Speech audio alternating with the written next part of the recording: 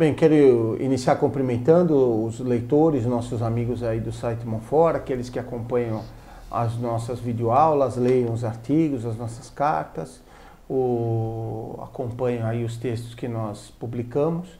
E hoje nós vamos dar prosseguimento aqui às gravações das nossas videoaulas, só que a videoaula de hoje é uma videoaula um pouco diferente, porque ela não vai ser como são as videoaulas costumeiras, onde a gente tem um determinado tema e vem aqui alguém, amigo nosso, para estar expondo, explicando, mas na realidade nós vamos falar a respeito anunciar o nosso congresso Monfort do ano agora de 2014 e aproveitando essa situação, falar um pouquinho a respeito do congresso de 2013, congresso que passou para a gente, que nós vamos estar a partir de agora disponibilizando as aulas que tiveram no congresso, as palestras que foram dadas através de CD. Infelizmente demorou um pouquinho mais do que a gente gostaria, porque existe todo um trabalho aí técnico que eu evidentemente não entendo nada, né? Existe a necessidade de fazer uma preparação, uma edição das aulas, e isso acabou levando um bom tempo. E o nosso desejo teria sido pôr isso logo depois do congresso, mas infelizmente não foi possível. Mas agora também é uma ocasião interessante porque nós já estamos nos referindo ao congresso de 2014. Então eu vou falar um pouquinho desse congresso, muito rapidamente. Vocês vão estar aí, que acompanham o site, vão estar recebendo notícias deles, e depois a Claire, que é sempre a nossa responsável pela organização desses congressos, vai falar um pouquinho aí do Congresso 2013, as palestras, recordar as conferências que houve, para aqueles que tiverem interesse, através da livraria Monfort, poderem adquirir essas palestras. Mas antes de tudo, eu pediria para a Claire para a gente rezar 2 Ave Marias, para nós começarmos aqui mais esse bate-papo propriamente dito do que uma videoconferência. Em nome do Pai, do Filho e do Espírito Santo. Amém. Ave Maria, cheia de graça, o Senhor é convosco, bendita sois vós entre as mulheres e bendito é o fruto do vosso ventre, Jesus. Santa Maria, Mãe de Deus, rogai por nós, pecadores, agora e na hora de nossa morte. Amém. Doce coração de Maria, sede nossa salvação. Ave Maria, cheia de graça, o Senhor é convosco, bendita sois vós entre as mulheres e bendito é o fruto do vosso ventre, Jesus. Santa Maria, Mãe de Deus, rogai por nós, pecadores, agora e na hora de nossa morte. Amém. Doce coração de Maria, sede nossa salvação. Em nome do Pai, do Filho e do Espírito Santo. Amém. Bom, então para começar, vou falar um pouquinho, muito rapidamente, do congresso desse ano aqui, é o Congresso Monfort de 2014, e o tema desse ano vai ser a respeito da tradição católica e a nova evangelização. Ou seja, o que a tradição católica, como é que a tradição católica pode colaborar com o apostolado no mundo moderno?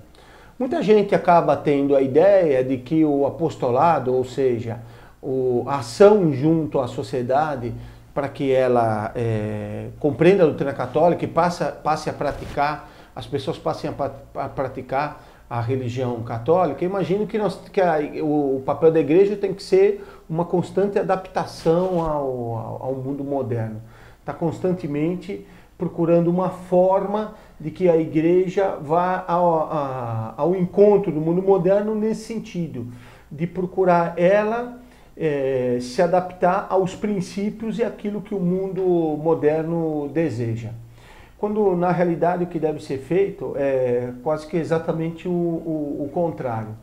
E muitas vezes então nesse desejo, nessa falsa ideia, alguns chegam a um extremo até de propor a mudança da doutrina católica. Por exemplo, agora está se dizendo que para se atrair aqueles que são divorciados, que estão nas chamadas segundas uniões, deveria se permitir a comunhão para esse tipo de pessoas, alterando a doutrina católica a esse respeito, bem como aceitar uma série de situações relativas ao 6º mandamento, que sempre foram condenadas pela igreja. O congresso exatamente vem para desmentir, né, esse mito. E as palestras vão ter a finalidade de mostrar que realmente a tradição católica, a doutrina católica tradicional, ela é suficiente e ela é bastante adequada para as pessoas, para o mundo moderno, para que essas pessoas possam praticar corretamente a religião. Mas não é só isso. Muitas vezes também as pessoas acham que os meios tradicionais de devoção, de piedade, já não se adaptam mais ao mundo moderno. Nós precisamos mudar. Então, por exemplo, muitas pessoas acabam por condenar o terço, a comunhão, a meditação, a oração, e diz que a sociedade não é mais capaz disso. Alguns dizem que a missa tem que ser sempre adaptada, então cria a missa cabocla, a missa afro, a missa do palhaço, todos esses absurdos litúrgicos que nós temos hoje em dia. Então as palestras do Congresso vão mostrar como isso não é verdadeiro e como na realidade o que deve ser feito é procurar realmente, para a expansão do apostolado da igreja, a doutrina e bem como os costumes tradicionais da igreja, eles são fundamentais. Muitas vezes até mesmo no meio do clero a gente encontra isso, não é uma coisa assim tão rara, né? Os padres, muitos clérigos, procurando se adaptar ao povo, né, sem ter força e sem eles acharem que tem capacidade de promoverem uma mudança de vida. Então, acabam transformando a Igreja Católica numa espécie de sociedade benfeitora, filantrópica, cuja finalidade seria distribuir só comida, pão para os pobres, e ao invés de ensinar o mundo, sempre procurando agradá-lo. Bom, nesse sentido, nós vamos ter como disse, diversas palestras. Tem vários padres que já confirmaram a sua presença, e eu gostaria aqui apenas rapidamente, depois tudo isso vai ter no nosso site, de destacar novamente a presença do padre Olanier, que ele é membro do conselho do Instituto Bom Pastor e atualmente ele é reitor do seminário desse instituto.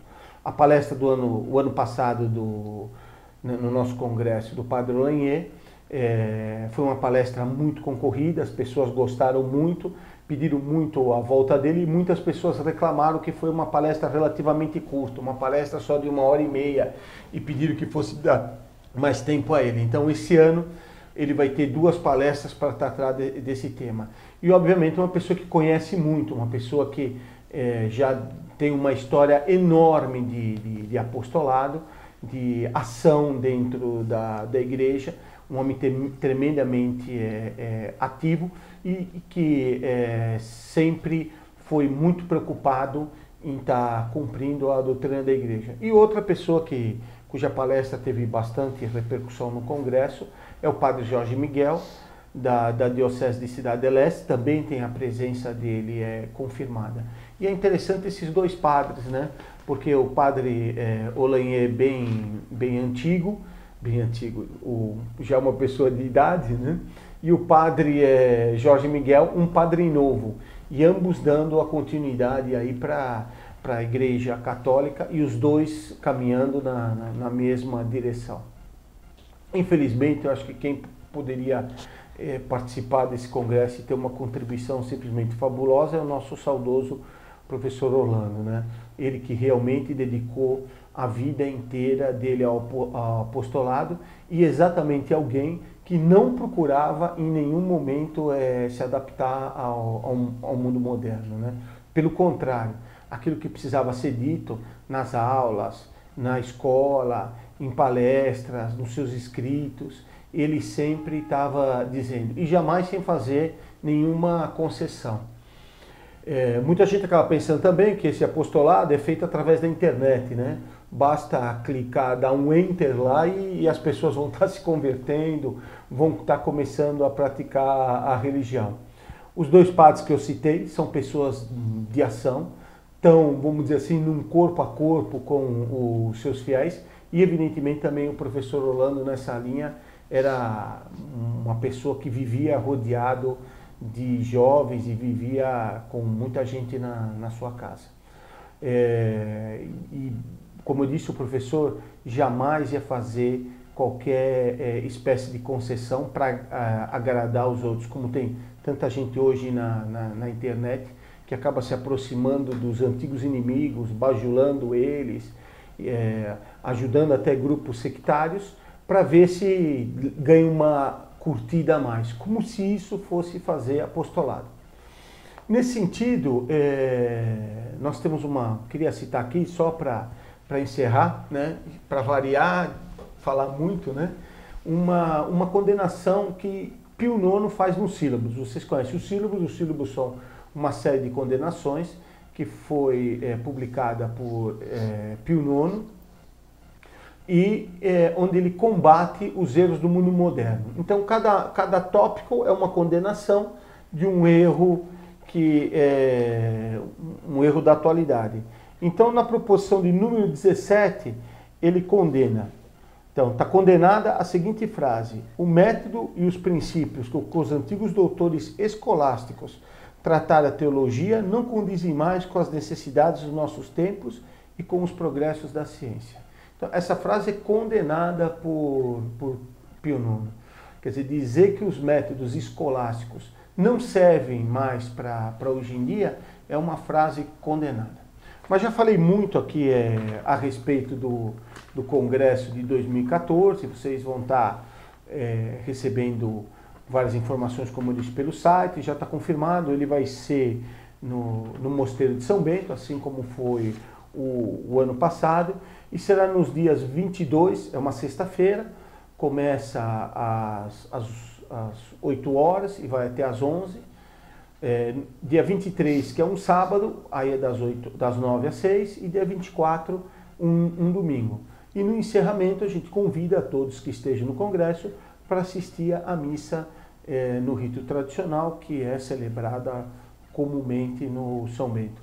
Vocês podem ver aqueles que já quiserem obter informações, fazer a sua inscrição, pode ser feito através do site congresso2014@monfort.org.br, está aparecendo aqui embaixo, e aí vocês podem mandar um e-mail solicitando a inscrição de vocês. Mas vamos então agora para propriamente o tema aqui desse nosso encontro, que é o Congresso de 2013. O Congresso de 2013 foi sobre a formação de grupos católicos, né? E nós colocamos duas grandes linhas mestras nessa formação. A primeira delas é a questão de vida espiritual, né? Nenhum grupo católico pode se manter se os seus membros não tiverem uma vida espiritual adequada. E a segunda é a formação doutrinária. A primeira é mais importante do que a segunda, mas a primeira não se mantém se a gente não tiver uma base doutrinária. Quer dizer, a vida espiritual sem uma vida intelectual, ela tem grande chance de se desmoronar. É o que acontece hoje na nossa sociedade. Então nós tivemos várias palestras nessa parte da vida intelectual, doutrinária, falando da gnose. Como vocês sabem, a gnose é uma especialidade do professor Orlando, né? Alguns dizem que ele é um grande divulgador do Vaticano II, contra o Vaticano II, evidentemente. Mas isso daqui é bastante insuficiente. Na realidade, ele é uma pessoa que pensou muito a respeito do assunto e teve uma contribuição doutrinária fundamental para isso. Dizer que o professor é um maior divulgador do Vaticano, das doutrinas contrárias ao Vaticano II no Brasil, é muito pouco, é distorcer a realidade da ação do professor. Então, o professor estudou muito a gnose. Eu recomendaria para vocês lerem, né, aqueles que ainda não leram, o Antropoteísmo, que é o livro onde o professor apresenta a doutrina gnóstica e mostra como essa doutrina ela se espalhou por toda a nossa sociedade, em todos os ramos. E o nosso congresso, então, vários especialistas em várias áreas vão tratar exatamente de como a gnose se infiltrou, essa doutrina acabou se infiltrando na arte, no modernismo, na ciência e até mesmo nos meios empresariais e naquilo que nós costumamos chamar de direita católica. Mas agora chega, já falei muito, né? Eu passo a palavra para para a Claire, que vai aqui contar um pouquinho de cada palestra para vocês. Vocês vão ter aí uma pequena amostra, e aqueles que se interessarem através da nossa livraria poderão adquirir essas palavras, né, Claire? Então chega, né? Sim. Agora é tua vez, já falei demais, né? Depois dessa introdução do Alberto a respeito do congresso do ano passado, eu quero fazer uma apresentação mais lógica do que cronológica das palestras que foram proferidas na ocasião desse congresso. Ficou claro que a intenção do congresso era ressaltar a importância desses dois pilares, quais sejam a doutrina e a espiritualidade, a formação espiritual e a formação doutrinária para os grupos católicos, para que eles tenham sucesso no apostolado e na própria progresso da vida espiritual. Enfim, começamos então com as palestras de formação espiritual, que foram, na sua maioria, proferidas por padres. O ponto fundamental foi a questão da missa. Infelizmente, na atualidade, em muitos ambientes, a ideia de missa católica como sacrifício foi completamente substituída pelo viés protestante de ceia. Os abusos litúrgicos, eles se proliferaram de tal maneira que muitas crianças hoje em dia, elas não têm absolutamente esse conceito de sacrifício, elas não sabem o que é aquilo. Muitos adultos também, né, Ricardo? Muitos adultos também, enfim. A quantidade de gente que, quando nós vamos perguntar o que é a missa, que eles dizem, a missa é a ceia do Senhor, é o banquete, é um jantar, a celebração da comunidade, né? É enorme. Uma pesquisa na França recente veio dizer isso, né? Que a grande maioria dos católicos, acho que dá 90%, nem acredita na presença, dos que vão na missa não acreditam na presença real. Quer dizer, a ideia de missa desapareceu. Desapareceu completamente. Então, o tema da palestra do padre Olenier foi o Instituto do Bom Pastor diante do programa da Missa Nova. E, utilizando somente citações de autores atuais, isto sem interpor argumentos dos antigos clérigos como Cardeal Batti e Ottaviani, Dom Maier e Dom Lefebvre, o padre Olenier deixou claro como os elementos constitutivos da missa antiga apresentam de forma muito clara a doutrina e os dogmas da Igreja Católica, o que não está presente na missa nova. Sendo assim, o conhecimento da missa antiga é algo essencial para a formação de qualquer católico, de grupos católicos, de famílias católicas. Vejamos então a seguir um pequeno trecho da parte introdutória da palestra do padre Olenier. Nós recebíamos uma carta de Monsenhor de Noia, dizendo principalmente que nos encorajando a penetrar as riquezas do rito tridentino e mesmo de difundi-las e de fazer conhecê-las, sem, entretanto, depreciar os valores da forma ordinária desta mesma liturgia.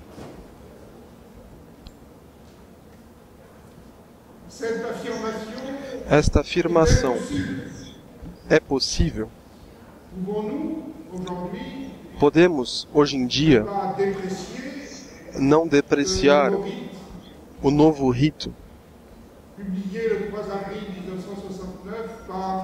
publicado em 1979 pelo soberano pontífice Paulo VI. Eu me permiti pessoalmente de responder à carta de Monsenhor de Noia, prefeito da Comissão Ecclesia Dei, da qual nós dependemos, para dizer-lhe as dificuldades que esta expressão, não depreciar o novo rito, as dificuldades que eu podia sentir. E foi esta dificuldade que eu gostaria de exprimir a vocês e expor. Na sequência, outra palestra muito interessante que tratou sobre formação espiritual foi a palestra do padre Jorge Miguel, que já como mencionado pelo Alberto, o foco foi a formação de grupos de jovens, a formação dos jovens. Ele ressaltou, em primeiro lugar, que muito se fala hoje em dia da grande importância da juventude como fase da vida do ser humano. No entanto, ele chama a atenção para a realidade contrária, que é uma fase que precisa ser muito bem formada, porque sem uma formação correta, pela falta de experiência, pela inconstância e predomínio de emoções típicas dessa idade, pode ficar debilitada a formação espiritual da juventude. Quer dizer, costuma se apresentar muito a juventude como sendo uma coisa boa em si mesmo e que não tem qualquer perigo e qualquer dificuldade. O que o Padre Jorge mostrou muito bem na palestra, que é quase exatamente o contrário. Exatamente. Quer dizer, a juventude tem uma força, tem um ânimo, entretanto isso muito comumente não é bem aproveitado. Exatamente. Seria mais ou menos como um carro que andasse a 300 por hora, só que você não tivesse freio.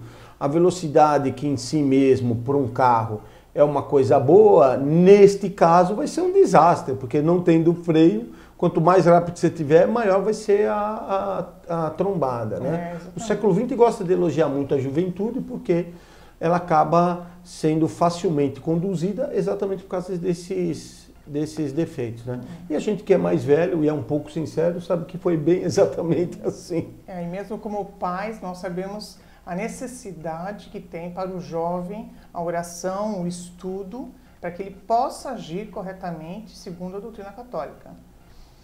Muito bem.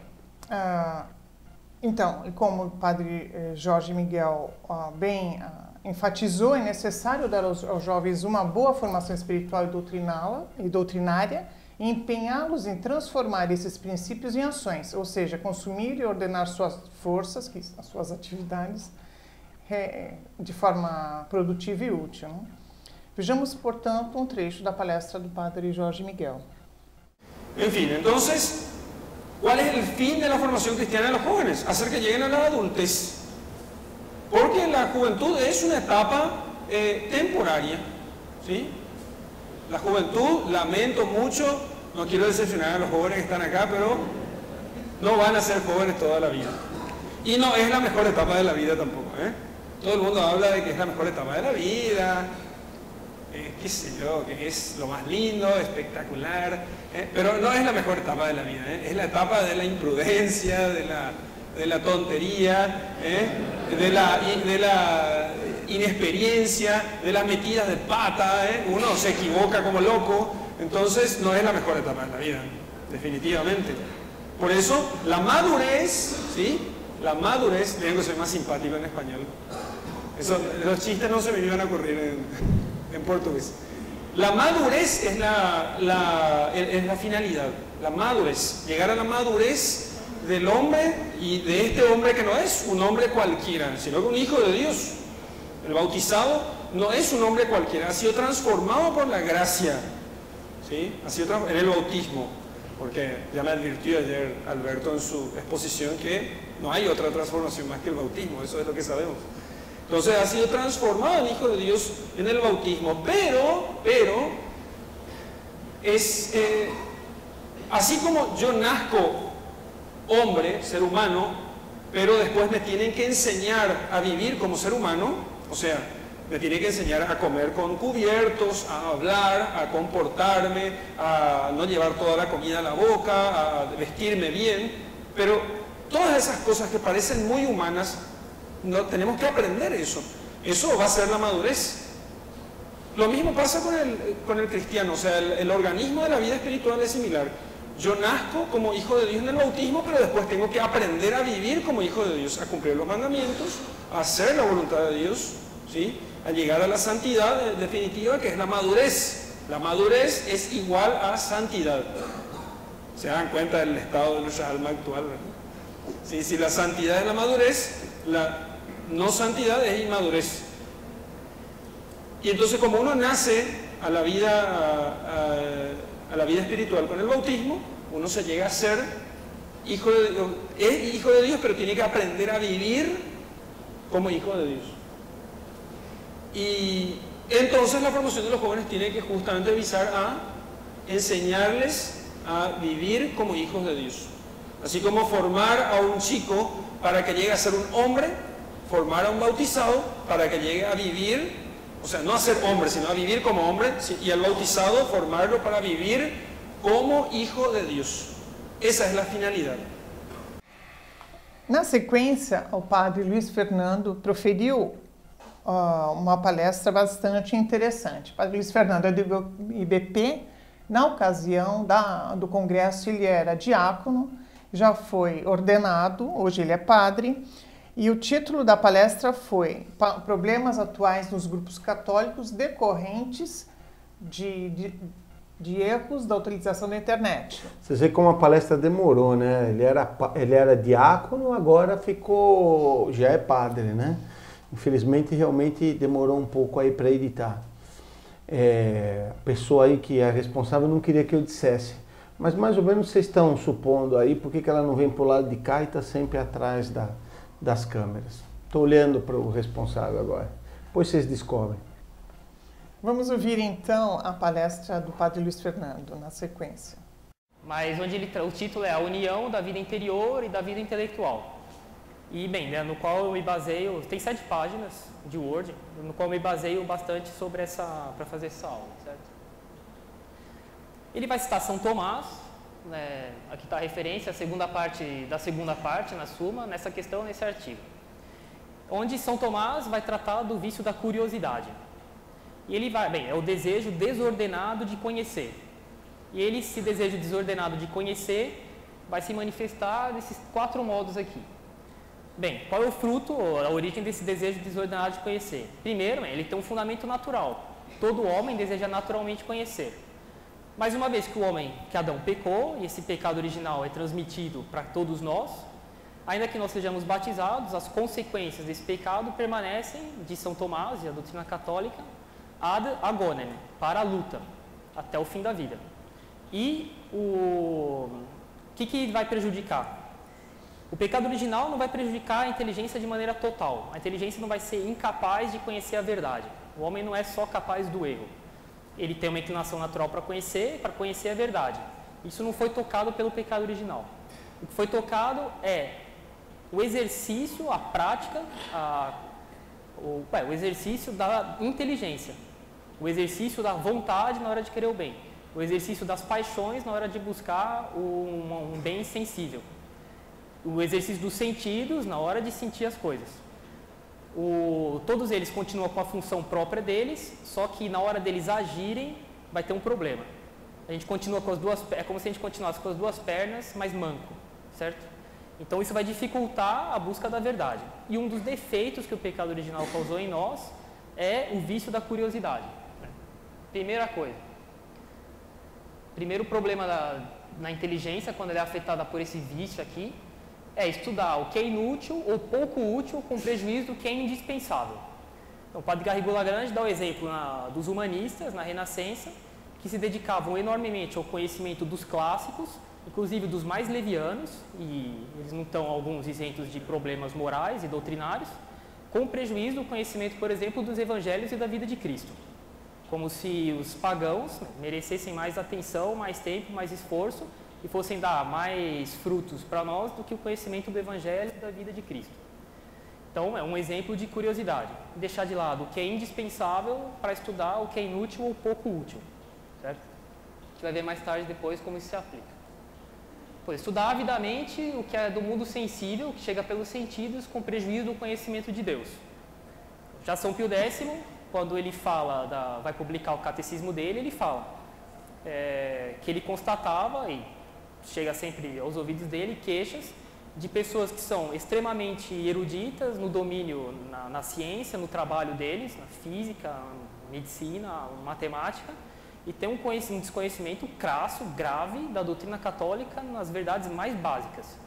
Isso é um exemplo desse segundo problema que a curiosidade causa. Bem, concluindo então essa primeira parte sobre a importância da formação espiritual, a última palestra seria do professor Alberto, tendo como base uma carta pastoral de Dom Maier, então bispo de Campos, o que aliás deixa bastante saudade as cartas pastorais, que infelizmente hoje em dia não são mais escritas. Infelizmente, os sucessores de Dom Maier não seguiram muito o caminho dele, né? As cartas pastorais daqueles que deveriam ser os seus seguidores não tem mais a mesma linha das cartas pastorais de Dom Maier, mas a gente recomenda muito que se tenha acesso a elas. Quem sabe as pessoas podiam reeditar essas cartas, valeria muito a pena. Essa especialmente sobre os problemas do apostolado no mundo moderno, ela é feita em forma de discussão, então coloca de um lado a doutrina errada e do outro a doutrina certa e depois vem a solução. Um pouquinho no esquema de São Tomás, só que não dá muitos argumentos, é só colocando os dois lados e embaixo a solução, mas vale muito a pena vocês lerem. Se vocês procurarem na internet, tem ela não é PDF, é em imagem. Sim, então, essa palestra que foi mesmo proferida por você, também baseou-se no padre Faber, um oratoriano que viveu na Inglaterra no século XIX. Ele discorreu sobre o falso dilema que é colocado hoje para os grupos católicos, ou seja, a adesão ao sentimentalismo, hoje expresso na RCC, na Renovação Carismática, ou o materialismo, hoje expresso na Teologia da Libertação. Aliás, também esse congresso agora de 2014 acaba entrando nisso, né? Porque a ação da igreja no mundo moderno hoje se dá nessas duas, em muitos grupos, se dá nessas duas linhas. Ou a teologia da libertação, que vai dizer, não, vamos fazer da casa, comida, roupa lavada, educação, saúde, transporte, né? Movimento do passe livre, que devia ser um movimento espírita, né? Mas nessa linha, então, o que interessa é a coisa prática, ou o lado carismático, um sentimentalismo que o Espírito Santo fala para cada um e tem a sua igreja a domicílio e, portanto, não existe propriamente vida espiritual, existe a vida espiritual de cada um que é completamente diferente dos outros. É claro, porque se Deus fala diretamente com a pessoa, o Espírito Santo está habitando a pessoa, não haveria necessidade de nenhum intermediário, de mais ninguém, né? Então, no apostolado moderno se apresentam, esse tipo de apostolado da RCC, uma coisa completamente irracional e dispensando o estudo. Eu me lembro, perto de onde eu moro, tinha uma toca de Assis, mas depois lá os coelhos saíram tudo. E eles, então, uma vez conversando com um deles, eu perguntei, mas o que vocês leem, o que vocês estudam? Não, nós não lemos nada, não estudamos nada. Nós só ficamos diante do Santíssimo. É claro que poderia se pensar que, excepcionalmente, alguém tivesse uma vida assim. Mas, como regra geral para as pessoas, isso gera um sentimentalismo e gera uma adesão sem nenhum princípio que, via de regra, não se mantém. Muito bem, então agora veremos essa palestra. Então, de um lado vocês têm a teologia da libertação e do outro lado você tem a renovação carismática. Tá? Então, a renovação carismática foi um movimento que surgiu exatamente como oposição à teologia da libertação e que é uma coisa completamente irracional e sentimental. Então, os católicos, até num dos livros que é básico, por acaso eu vou comentar, há uma acusação do pessoal da RCC dizendo as nossas teologias têm Deus, querendo dizer que a teologia da libertação não tem Deus. Então, para o católico, é colocado esse dilema, ou a teologia da libertação, ou a RCC, né, Gabriela?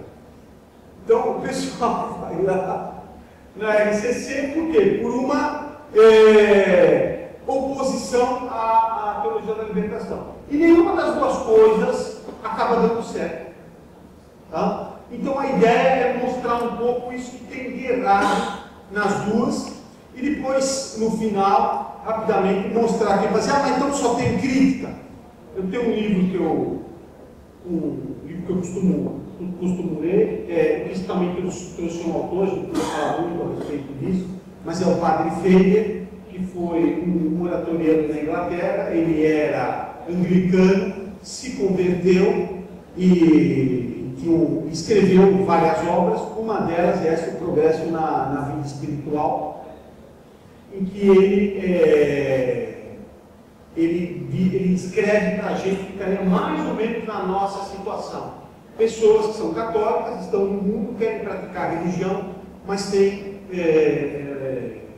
alguma dificuldade. Depois eu acho que tem o e-mail de todo mundo que se inscreveu, eu mando para vocês, tem esse livro em PDF, vou mandar para vocês, mando também a apresentação que não dá para ler, mas no vínculo vai dar, e mando também para mostrar esses erros, tanto da RCC como da Teologia da Libertação. Eu me baseei numa carta pastoral de Dom Antônio Castro Maia sobre os problemas do apostolado moderno. Tá? Então vocês vão ver que ambos os erros que tem na Teologia da Libertação são muito condenados, nessa carta pastoral de Dom Maia. Se eu acabei me colocando aí, se eu não me engano, em 1953.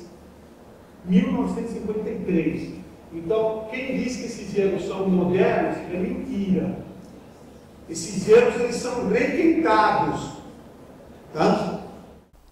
Então, agora nós vamos tratar das palestras doutrinárias proferidas por diversos doutores e estudiosos, tanto em filosofia, quanto em ciência, quanto em artes. E vocês verão que o foco principal foi tratar da gnose, a relação da gnose com as diversas áreas. Para compreender a importância desse assunto e sua atualidade, que são as razões pelas quais demos a ele um grande destaque nesse congresso, recomendo a leitura do livro do professor Orlando, Antropoteísmo, a Religião do Homem. Como já falado aqui anteriormente, o professor estudou profundamente a gnose, filosoficamente, doutrinariamente, e o livro vem esclarecer muito bem tudo que ele já escreveu, que ele já estudou a respeito, e seria muito interessante se vocês pudessem adquirir esse livro. Mostramos então as doutrinas gnósticas na filosofia, na arte, no modernismo, infiltrado em grupos católicos chamados de direita e até mesmo em princípios empresariais, nas palestras que serão apresentadas. A primeira que eu destaco é a palestra da professora Lúcia Santana, que abordou a questão da gnose na filosofia. Uma palestra bastante densa, muito bem fundamentada, termos filosóficos a nosso alcance de entendimento e muito bem elaborada e muito bem interessante para todos vocês. Vamos apresentar então essa palestra.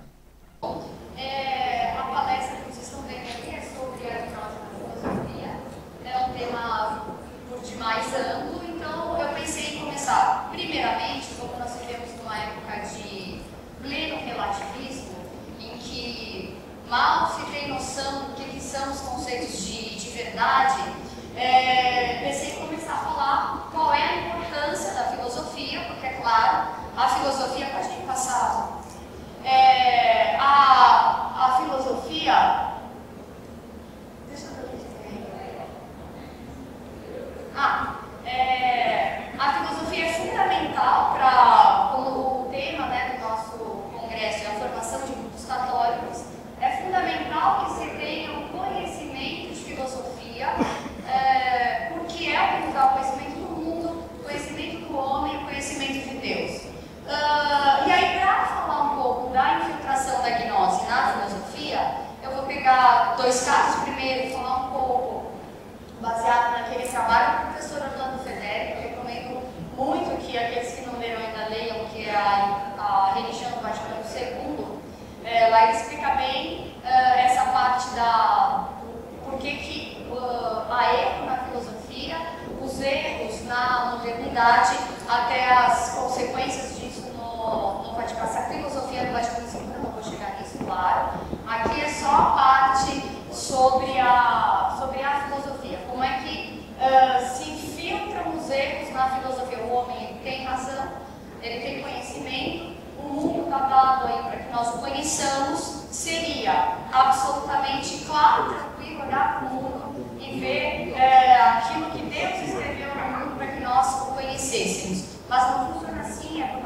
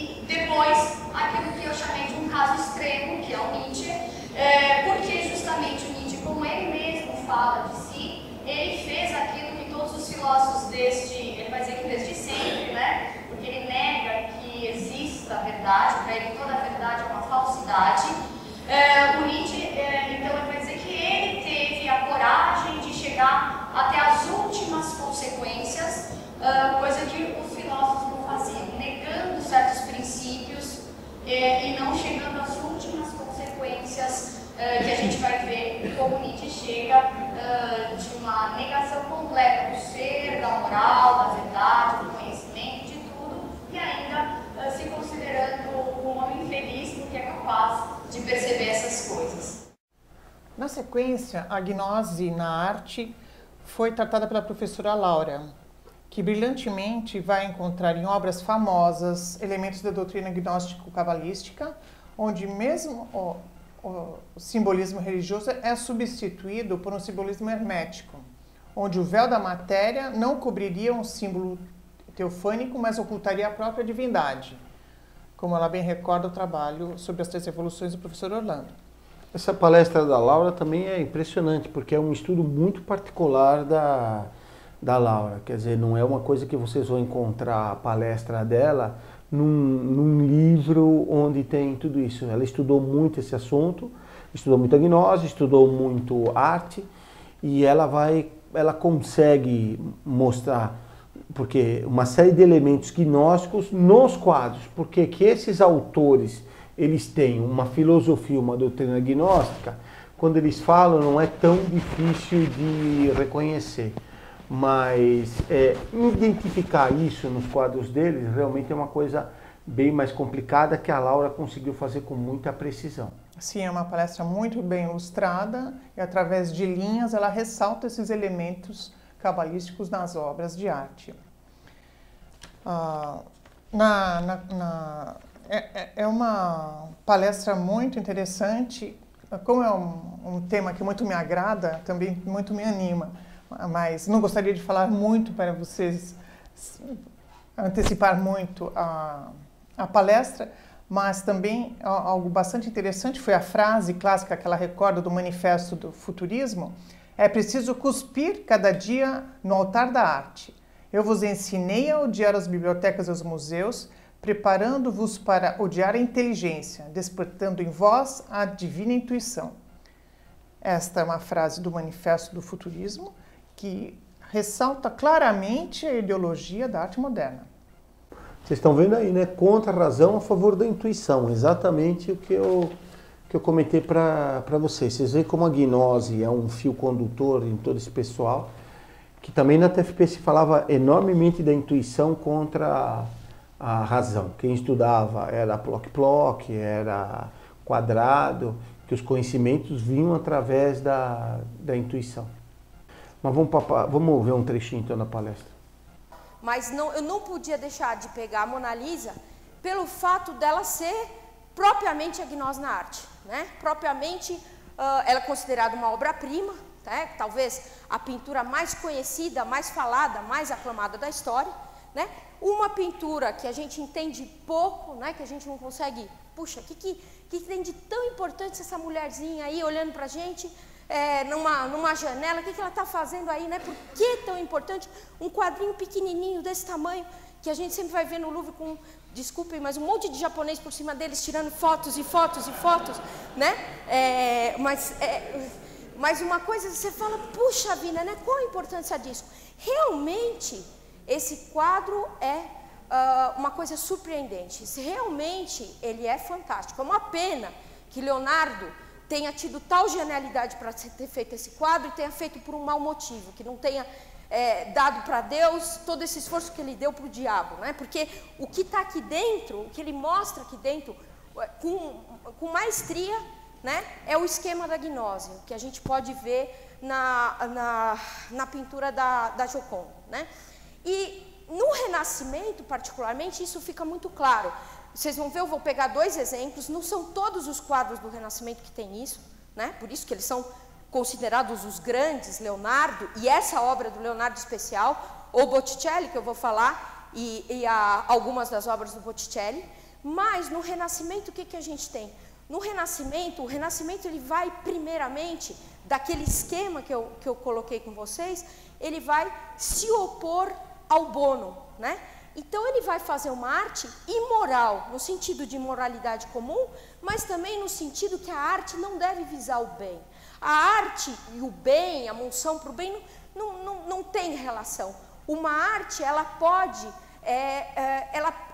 no Renascimento, ela vai buscar muito mais a exibição de algumas ideias deles e a racionalidade, o racionalismo, né, o que eles vão fazer no Renascimento.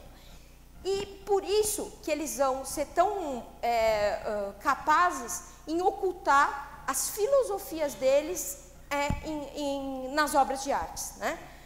Essa filosofia, como eu vou comentar com vocês, ela vai negar a razão, né? Ela não é uma filosofia racionalista, apesar do Renascimento ser profundamente racionalista, né? Assim, quando você fala do romantismo, uma das definições de romantismo, entre as milhares que tem, é que ele vai se opor ao classicismo renascentista, né? Então, o Renascimento pode parecer, então, que foi uma coisa e o romantismo que vem depois rompeu com isso, como é dado na maioria dos livros, né? Na verdade, é tudo um processo. O romantismo ele é filho do Renascimento. O Renascimento ele vai ser profundamente racionalista. Por quê? Porque ele vai negar o bono e porque ele vai usar a razão como forma de propagação das ideias dele. Na sequência, uma palestra também bastante interessante, é a palestra sobre o modernismo. Quem apresenta é a professora doutora Ivone Fedeli. Também é uma palestra bastante densa, mostra fundamentos do modernismo, as doutrinas que fundamentaram essa linha filosófica, mostra de maneira clara os grandes erros, vários erros são abordados, erros muito conhecidos de todos, como o homem não ter acesso à realidade, ou ainda, Deus não pode ser objeto de ciência ou da razão, entre outros. Aliás, essa questão, inclusive, é comentada pelo próprio São Pio X na Pascendi, né? Ele mostra como o erro fundamental do modernismo é a ideia de que a razão humana não pode conhecer a Deus. Para a gnose, a razão humana não pode conhecer nada e, sobretudo, não pode conhecer a Deus, né? O conhecimento de Deus se daria de uma forma, como se dizia na TFP, inefável, ou seja, uma forma que não dá para explicar e seria uma espécie de um contato místico ou mágico. A gente tenta explicar o que eles não dizem que é impossível explicar, né? Porque o conhecimento de Deus seria uma experiência feita com Deus. Aliás, termo também muito comum na renovação carismática. Então, a base do modernismo toda, ela está aí. Portanto, a base do modernismo realmente são princípios gnósticos, como a Ivone bem demonstrou nessa palestra aí, que vocês vão ter chance de ver agora um pequeno trecho. Nessa palestra da professora Ivone, houve um pequeno problema técnico e nós temos apenas o som da palestra. Então, vocês vão ouvir agora um pequeno trecho da palestra. Como o Alberto disse no começo, nós consideramos, com a experiência de um apostolado que não é nosso, que foi o apostolado do Lando durante quase 50 anos, mais de 50 anos. Ele começou a fazer apostolado com 22 e morreu com 77. E sempre, uma boa parte do apostolado dele foi nos fazer compreender a predominância dessa doutrina, que é a doutrina oposta à doutrina católica, que é a gnose, que, como diz a Jafé, a discípula de Jung, ela diz que a cultura moderna é dominada por um espírito. Ela é dominada por um espírito que é Mercúrio, que tem um rosto voltado para o passado e um rosto voltado para o futuro. Querendo significar um rosto voltado para a divindade inicial e um rosto voltado para a reintegração nessa divindade. Mas ela conclui dizendo, esse espírito também, na cultura cristã, é o espírito daquele que é o inimigo do Deus bom, isso ela não disse, eu que estou dizendo, mas a cultura cristã o chama de Satanás. Então, não somos nós que dizemos isso, são, digamos assim, especialistas neutros, que simplesmente analisam as coisas como elas são. E então agora, na minha palestra, a minha tarefa era comentar com vocês a questão da gnose aplicada num ponto que nos é particularmente sensível, e é no modernismo religioso. Como é que essa doutrina que está em tantas coisas, que está na arte, que está nas ciências, que está na ciência administrativa hoje em dia, que aparece sob tantas vestes, como é que ela se, digamos assim, integrou naquilo que se apresenta como doutrina da Igreja. Então, é sobre isso que eu vou fazer com vocês um pequeno comentário. Uma outra palestra também muito curiosa, muito interessante, foi proferida pelo professor Schlitter, que fala sobre a gnose na direita católica. A partir de uma introdução também, que ele traz descrições do modernismo, ele vai citar vários intelectuais conhecidos como Eric Voegelin, Olavo de Carvalho, Luigi Giussani, Bruno Talentino, e apresenta de maneira clara o papel da falsa direita, que é sabotar a reação contra os inimigos da Igreja. Esse trabalho que o Schlitter desenvolve, já escreveu alguns artigos no site, é um trabalho muito importante, fundamental, e é exatamente uma sequência de um estudo que o professor desenvolveu. Na realidade, foi através desse estudo que ele acabou descobrindo a gnose que existia dentro da TFP. Não foi uma intuição, não foi palpite de nenhum aluno dele, na realidade foi muito estudo e muito trabalho dele, a partir de uma pergunta que foi colocada para ele, em que ele percebeu que existiam duas linhas na história, a linha panteísta e a linha da gnose. Exatamente essa linha da gnose, por ser uma linha mais espiritualista, é uma linha que normalmente acaba se infiltrando dentro dos grupos chamados de direita, o termo já acho que falei outras vezes aqui, nós não gostamos desse termo, direita, esquerda, mesmo o termo tradicionalista, são todos termos que acabaram se aceitando, mas que são bastante inconvenientes. Então, o trabalho do Fernando dá sequência a esse trabalho do professor, onde ele mostra realmente que essa doutrina que existe na direita, que se antepõe, em tese, ao comunismo, na realidade é a gnose que está se antepondo ao panteísmo. E, no final das contas, elas todas vão acabar se abraçando na luta contra a Igreja Católica. Vamos ver então a palestra do professor Schlitter. Segundo a TFP, que nos anos 50, curiosamente se chamava Sociedade Joseph de Maistre, essa corrente mística não passava de uma inofensiva maçonaria de sacristia, segundo o Dr. Plínio. Claro, afinal, essa tal macumba teúrgica que eles praticavam era muito séria, muito católica, era macumba ultramontana, com sacralidade. Então, não haveria mal algum. Se havia sacralidade, talvez a própria TFP pudesse praticá-la, pelo jeito, e os arautos também. E na TFP e nos arautos do Evangelho, que sua dissidência, há uma sociedade secreta, chamada Sempre Viva, de fundo martinista, descoberta e denunciada pelo professor Orlando Fedeli. Está no livro A Gnose Burlesca, para quem quiser estudar mais. Aqui, o René Guénon. Houve também um sujeito chamado René Guénon, na primeira metade do século XX.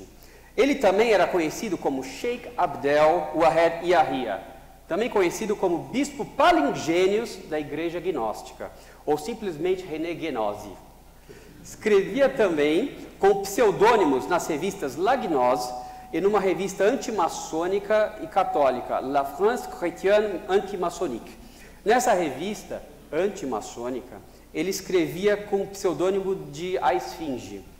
Ah, sim, eu me esqueci. Ele era maçom e martinista. Seu primeiro livro, Introdução Geral ao Estudo das Doutrinas Hindus, que havia sido anteriormente recusado como tese na Sorbonne por ser gagá, teve sua publicação recomendada por seu amigo e famoso católico Jacques Maritain. que paradoxalmente tirou o corpo fora depois, dizendo ter discordâncias com a gnose defendida no livro. Assim também foi e é com a heresia modernista em nossos dias. Há diversas correntes, umas mais à esquerda, outras mais ao centro, outras à direita dentro do modernismo, que aparentemente brigam entre si. Dentre elas, teologia da libertação, renovação carismática, neocatecumenato, comunhão e libertação, arautos do evangelho, TFP. Sim, porque Plínio Corrêa de Oliveira tinha uma filosofia modernista burlesca baseada em Bergson. E toda a ação da TFP no Brasil serviu e serve para fazer triunfar o modernismo do Concílio Vaticano II e a Missa Nova. Qualquer oposição entre esses grupos não passa de briga de família. Para finalizar o congresso, a última palestra foi dividida em dois professores, o André Roncolato, que falou sobre ciência, e o Ângelo Agostinelli, que falou sobre gnose empresarial. Uma palestra também bastante interessante, temas que poucos são abordados. Na primeira parte, o palestrante conseguiu cavar afirmações de notáveis cientistas como Peter War Higgs, criador da teoria de campos de Higgs, também David Bohm, que afirma que o universo é um ser-luz infinito, superpoderoso e de uma vontade consciente e criativa capaz de decidir e projetar-se. Quer dizer, o universo seria Deus, né? É propriamente a gnose, né? O Deus está em evolução e está se mostrando agora na forma de matéria, e depois vai voltar a ser Deus. Impressionante como esses princípios filosóficos que estão na ciência são claramente gnósticos. Vê como essa filosofia, como essa religião gnóstica se introduziu em toda a nossa sociedade. Né? Exatamente. Isso quebra um pouco esse dogma moderno de que tudo aquilo que é afirmado por cientistas, fruto de muito estudo, é absolutamente certo e inofensivo. Vocês veem que também a ciência moderna está muito impregnada de gnose. E, por fim, o Ângelo descreve como isso penetrou na mentalidade empresarial, de ver as inter-relações empresariais também com alguns princípios gnósticos. Vamos ver essa interessante palestra proferida pelos dois professores. Aqui uma citação, né, do David Bohm, que foi aluno de Oppenheimer, né, o que desenvolveu a bomba atômica. Ele já trabalhou em Princeton, trabalhou com Einstein em laboratórios próximos, já chegaram a discutir muito, é um fulano bem importante, né? E quando se fala de gnose na física, normalmente acaba citando o que ele fala. Ele deixa totalmente sem possibilidade de se pensar o contrário. O que ele diz? O universo é um ser-luz infinito, superdotado, superpoderoso, dotado de um conteúdo informacional, só que é interessante, ele já usa esse conceito, e uma vontade consciente e criativa, capaz de decidir projetar-se a si mesmo sobre a forma finita das partículas. As pessoas intuem uma forma de inteligência que no passado organizou o universo e a personalizaram chamando a Deus. Então, ele diz claramente, eu não estou tratando aqui de um professor obscuro de uma universidade, estou tratando de um fulano extremamente importante para a compilação do que hoje nós chamamos de física quântica, né? E física de partículas em geral. Ele diz exatamente isso, que o universo é Deus e que ele se decidiu projetar-se. Então, ele sendo Deus e tendo uma vontade autoconsciente, ele vai organizar a matéria de tal forma que a matéria possa conhecer essa divindade, possa reconhecer essa divindade nela mesma, né? Para você ter uma ideia, ele que criou uma teoria chamada ordem superimplícita, tá? Que os átomos eles estabelecem alguns movimentos porque tem uma ordem dentro deles, uma ordem que está na matéria. Então, isso é interessante. Olhando esta ordem na matéria, se sabe que a matéria é Deus. Vamos. Ele diz, sistemas adaptativos complexos funcionam no ponto máximo de sua capacidade, quando estão no limite entre a ordem e a desordem, na edge of chaos, ou seja, na beira do caos. Como um surfista, se parar, ele cai. Ele faz essa alegoria do surfista, porque ele diz lá que o surfista é a coisa mais sensacional que existe. Ele está entre o ponto de fazer uma manobra bonita e cair. Ele está sempre ali, mas quase caindo, e aí ele faz uma manobra bonita lá, uma manobra ágil. Então ele quer que a empresa faça isso. A empresa que precisa, ela não pode ter processos muito definidos. A empresa não pode ter uma coisa muito rígida. Ela tem que estar sempre meio bagunçada, e quando a coisa parece que vai cair, opa, ela fez uma coisa bonita, fez uma manobra lá e saiu muito bem, né? Então o que acontece? Isso aqui, por que eles querem dessa forma? Porque eles não querem a razão. O que eles querem é a intuição, é a criatividade momentânea, o insight. Acho que todas essas palavras vocês já ouviram falar. Alguém teve um insight. No mundo corporativo isso é muito comum. Então esquece razão. Não é para usar razão. Não é para usar a cabeça. Brainstorm é aquela parte do participativo. Quanto mais gente tiver lá, e sei lá, das ideias mais malucas que possam ser, exatamente, vai sair uma coisa boa. A probabilidade de sair alguma coisa boa é maior. Entendeu? Do caos, exatamente, porque quando tem esses brainstorms lá, né, não, aí que tá, ninguém raciocina lá, o pessoal fala coisas mais malucas, porque essas sessões de brainstorms, eles falam, aqui não se faz críticas. Então, essa é a regra, não se faz críticas, você faça qualquer tipo de sugestão, independente se ela é factível ou não, se ela é lógica ou não, se ela tem alguma, sei lá, eu acredito assim, que se você participar de um brainstorm para resolver um problema, sei lá, de um aparelho que não funciona, e alguém falar assim, vamos todo mundo tomar cerveja, é uma ideia. É uma ideia. Lá não tem, no brainstorm não tem crítica. Vocês estão dando risada, mas não é mentira. Você está falando de brainstorm porque você já deve ter visto. Bom, aqui ó, isso que eu estou falando. Não estou falando de reuniões para resolver problema, não é isso. Eu não acredito nisso. Não é uma reunião para fazer problema, não é juntar as pessoas e falar, vamos falar de determinado problema. Não, é fazer com que as pessoas se relacionem. Não é uma coisa que você cria um processo, pega 3 ou 4 especialistas lá e fala, vamos resolver esse problema. Não, as coisas têm que se relacionar e de lá vai sair uma nova realidade. Vai sair uma solução, vai emergir uma solução para a empresa. Tá? Não acreditem, hein? Bom, vocês têm aí um apanhado, evidentemente, muito geral, né? Foram 2 dias e meio de congresso. Vocês podem ver que todas as aulas, elas são bastante densas, que praticamente não existe nada de nossa opinião, é tudo documentado, tudo argumentado, e com a finalidade de trazer aí para os nossos amigos e nossos leitores um conhecimento desses temas tão importantes. Convido a todos, então, para que estejam presentes nesse congresso de 2014, que eu espero e tenho certeza, vai trazer bastante conhecimento e bastante proveito para que todos dele participarem. E vocês não fiquem esperando as videoaulas, aqueles que não forem no congresso, porque vocês veem que demora mesmo, né? Então, recomendo que estejam presentes no congresso, e é uma ótima ocasião para conversar com esses palestrantes, né? Quero insistir nesse ponto. O apostolado não se dá por um enter de computador, o apostolado se dá no contato pessoal.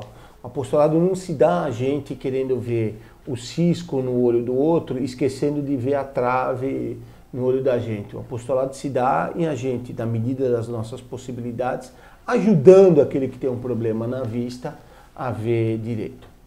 Então, Declare, vamos rezar para encerrar? Do Pai, do Filho e do Espírito Santo. Amém. Ave Maria, cheia de graça, o Senhor é convosco, bendita sois vós entre as mulheres e bendito é o fruto do vosso ventre, Jesus. Santa Maria, Mãe de Deus, rogai por nós, pecadores, agora e na hora de nossa morte. Amém. Doce coração de Maria, sede nossa salvação. Ave Maria, cheia de graça, o Senhor é convosco, bendita sois vós entre as mulheres e bendito é o fruto do vosso ventre, Jesus. Santa Maria, Mãe de Deus, rogai por nós, pecadores, agora e na hora de nossa morte. Amém. Doce coração de Maria, sede nossa salvação. em nome do Pai, do Filho e do Espírito Santo.